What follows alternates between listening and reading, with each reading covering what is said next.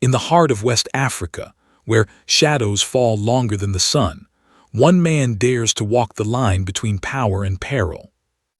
They say he is defiant, they say he is dangerous, but he says nothing, he acts. This is not a story of diplomacy. This is a story of survival. And tonight it begins, with a name whispered across continents. Ibrahim Traoré. The night in Ouagadougou was thick and heavy, but inside the sandstone walls of the presidential palace, no one slept. President Ibrahim Traoré sat alone in the unlit strategy room, the glow of his laptop casting sharp lines across his face, a soldier's discipline in his eyes, a revolutionary's burden on his shoulders. On the screen was a single encrypted email, subject line, ZORRO, update confirmed. He didn't flinch. He clicked once, printed twice, folded the pages into an envelope and handed them over. Not to a minister, not to a secretary, but to a tall, broad man with a silver ring engraved with the unmistakable insignia of Wagner. No one saw what happened, or perhaps they chose not to believe it, that the president of one of West Africa's most defiant nations could be negotiating with one of the world's most feared private military groups. But Ibrahim did not trust French media. He trusted pressure. He trusted chaos, and above all, he trusted the poor who had nothing left to lose. When the New Africa Times decrypted details of the meeting, the headline was explosive. Is Burkina Faso becoming Russia's new frontier? And for the first time, global diplomats paused when they whispered the name. Ibrahim Traoré. It arrived in a flash drive sealed inside a plain manila envelope, slid under the security gate of a radio station in Bobo-Dioulasso at dawn. The label read only, "For your country, not for sale." Inside the drive were several folders, most encrypted, but one, titled simply Kaya, opened with no password. Within it, a short video, shaky and pixelated, showed a dimly lit conference room with 6 men seated around a polished wooden table. In the corner sat Ibrahim Traoré, unmistakable in posture and presence. 2 men to his left spoke French with a heavy Eastern European accent. On the table between them sat a closed black binder with the Wagner logo barely visible in the low light. The video had no audio, but the implication screamed. One frame showed a handshake. Another, a map of Burkina Faso with 3 regions circled in red. The final shot lingered on Ibrahim's face, not smiling, not afraid, simply resolved. By midday, copies of the file had been anonymously sent to 5 local journalists, 2 former military officials, and a French intelligence officer stationed in Dakar. Within hours, global headlines erupted. Burkina Faso secret deal. Video links President Traoré to Wagner talks. In the palace, Ibrahim watched the footage on his own phone. He closed it, locked the screen, then turned to his chief of security and said just one thing. It begins now. The runway at Koudougou airstrip had not seen traffic in over a decade. Cracked asphalt, overgrown grass, a perfect place for something or someone to arrive unseen. At 2:14 a.m., radar caught a brief blip, then silence. The tower had no logs, no pilots filed flight plans, but a farmer in the nearby field saw it clearly. A gray military cargo plane, low and silent, touched down without lights. 3 trucks met it, no license plates, no national markings. Men in black uniforms offloaded 6 large, steel-reinforced crates. Each crate bore one word in faded Cyrillic, protection. No one spoke. No orders were barked. The operation moved like clockwork, silent, precise, rehearsed. By 3:00 a.m., the plane had lifted off and disappeared into the night sky. The truck sped east, toward Kaya. Back at the palace, Ibrahim stood by the window, arms crossed behind his back. He didn't look at the stars, he looked at the road. Phase 2 is in motion, he said aloud to no one. "Let them watch, we have waited long enough." But elsewhere, across the border, a listening post captured the flight signal. In Paris, alarms blinked red, and in Washington, someone picked up a secure phone and whispered, "The cargo just landed, it's real." They came from nowhere, and yet they moved as if they'd always belonged.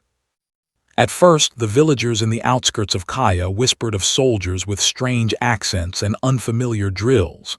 Their boots were pristine, their weapons sleek, foreign, and far more advanced than anything Burkina Faso's army had ever wielded. But there were no badges, no flags, no names on uniforms, just men in matte black gear who spoke little, trained relentlessly, and vanished before sunrise. Children began calling them the ghosts in black. Within weeks, the area was transformed.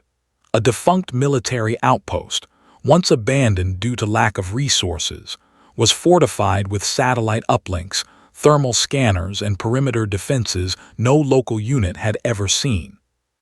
From drones in the sky to encrypted radio chatter, it became clear this was not a mere training mission. This was the birth of something far more covert. They called themselves Unit 9, but the official defense registry had no such name. Intelligence analysts in France labeled them the Numberless Brigade because they left no trace, no data, no origin. Only purpose.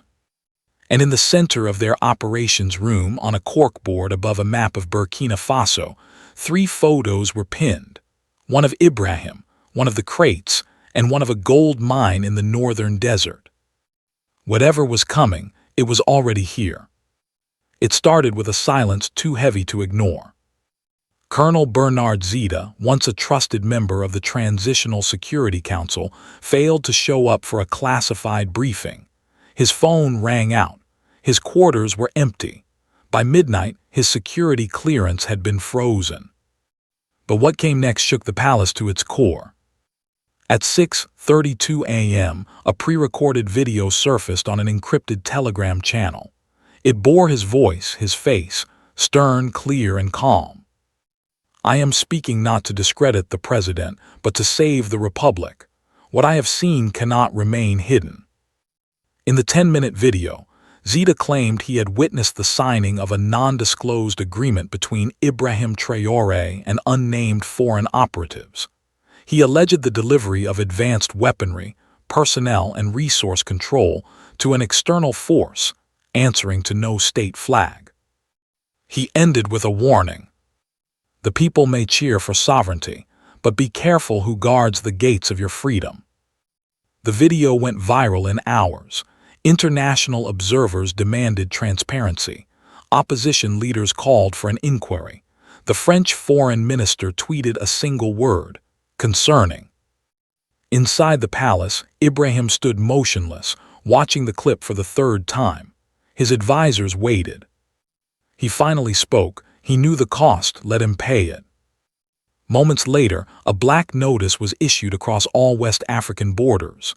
Bernard Zita, fugitive, traitor, national threat. The camera was shaky, but the image was undeniable. A grainy photo leaked from inside the presidential compound surfaced on an obscure investigative blog.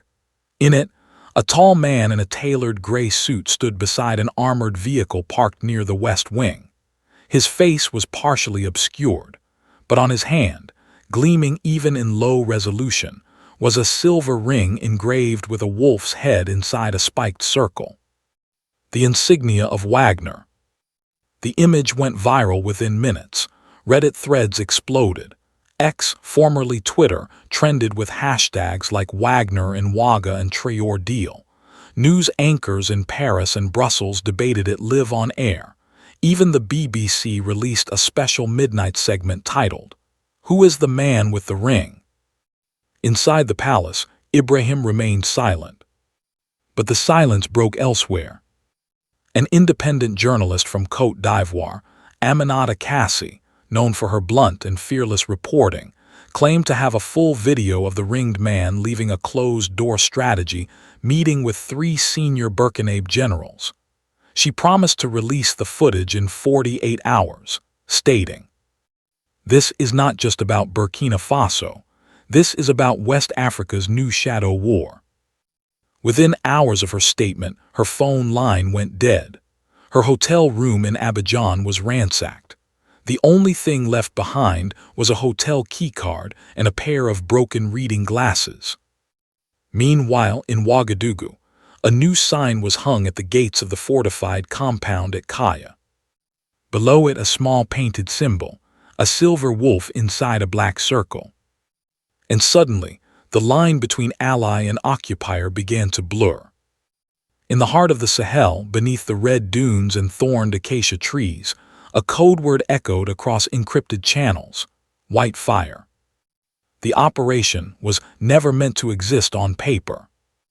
It began with a list, 12 names, most of them military contractors, some of them Burkina nationals turned mercenary, all vetted, loyal, and bound by non-disclosure agreements signed in a compound with no windows and thick Russian-accented French. Their mission was not to fight terrorists, but to secure something far more profitable: control of the 3 largest gold mines in the northern corridor. Intelligence from French satellites later revealed an alarming pattern. Entire zones marked civilian evacuation had been repurposed into private extraction fields with military perimeter fences. The guards wore no flags. The logistics trucks bore no insignia. The exports were routed through Togo, then vanishing into Eastern European intermediaries. Yet within Burkina Faso, a parallel narrative surged. State television aired footage of new jobs, improved security, and a local resurgence of mineral sovereignty. Posters of Ibrahim appeared in rural towns with slogans like, "Burkina Faso belongs to Burkina again." But whispers told a different story. Entire villages near the mines had been displaced. At night, helicopters without tail numbers landed and took off. And in the capital, a former geologist was arrested after publishing a blog post titled, "Our gold glitters in Moscow now. No trial, no appeal." Meanwhile, in an underground office in Brussels, a NATO analyst pulled up satellite imagery and whispered to her superior, "Sir, this is no longer regional containment. This is a privatized state." On a gray Tuesday morning, the French embassy in Ouagadougou locked its gates. Without fanfare, without press releases, and without even notifying its own staff in advance, the tricolor flag was lowered quietly, folded into a leather case, and carried into a waiting van. By noon, all French diplomats had boarded flights bound for Abidjan. 3 hours later, the embassy's front gates bore a fresh coat of white paint, the national colors erased. Burkina Faso's government gave no comment. But social media lit up like wildfire. A viral video showed protesters dancing outside the embassy fence, waving signs that read, "À base la France Afrique," and "We don't need chains in the name of aid." Inside the presidential palace, Ibrahim Traoré watched the footage silently. A smirk flickered across his face, not of victory but of resolve. 2 days later, state TV aired exclusive footage. Ibrahim speaking to a crowd in Dore, flanked by farmers and youth leaders. "Let it be clear to the world, we are not anti-anyone, we are simply pro-Burkina." Cheers erupted, flags waved, cameras zoomed in on young boys hoisting placards with painted wolves. But in Paris, silence bred suspicion. A leaked cable from the French Ministry of Foreign Affairs read, "We have lost all soft leverage in Ouagadougou. Their alliances are no longer transactional, they are ideological." Meanwhile, at the Russian consulate in Bamako, an unmarked envelope was delivered, containing only one line typed in Cyrillic.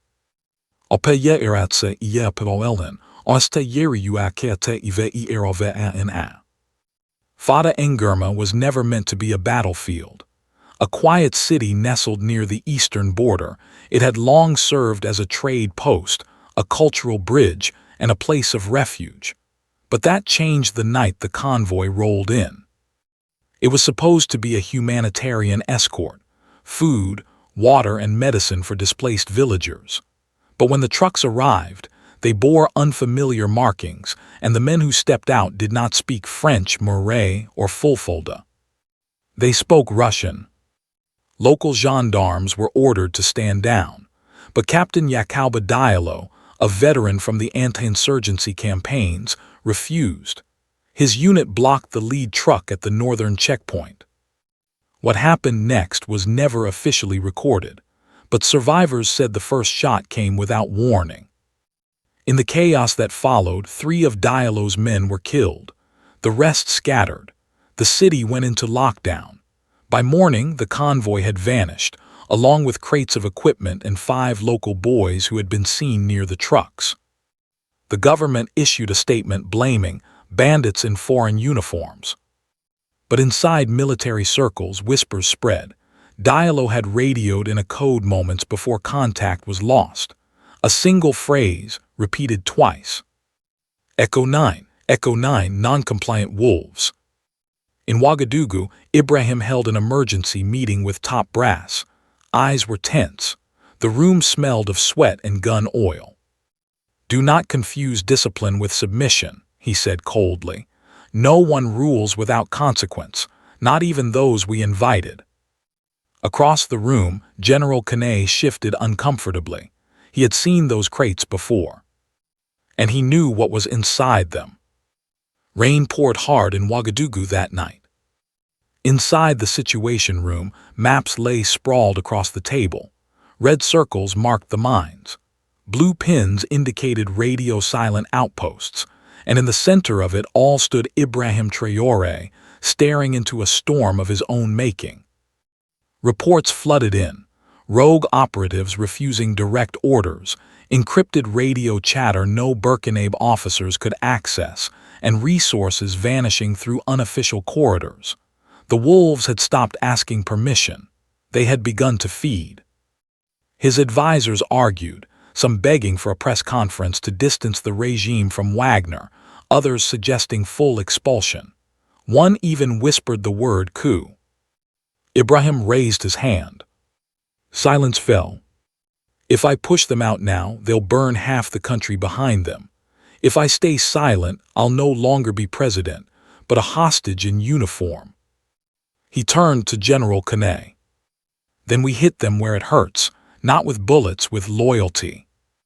Within hours, a decree was drafted. All military units in Burkina Faso were to report directly to regional civilian councils.